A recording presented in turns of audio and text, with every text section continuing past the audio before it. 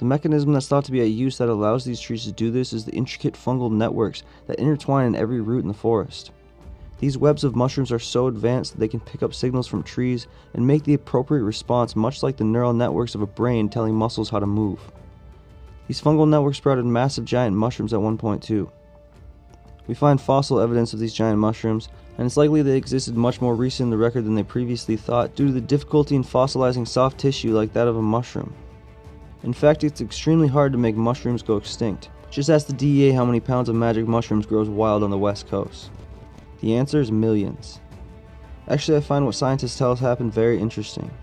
Apparently, the giant strains of mushroom spores likely still exist in many places around the world, and the potential could be lying in everyday mushrooms to get to giant sizes, but the conditions need to be absolutely perfect for these things to happen.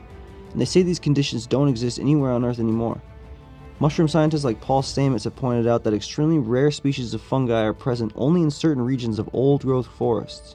This must mean that the conditions for these giant mushrooms must only exist in these even older-growth forests, possibly due to lack of these giant trees. In fact, one of the last old-growth forests in America, the largest living organism on Earth exists, and it's a giant fungus living completely underground in Oregon, spanning nearly 2,500 acres.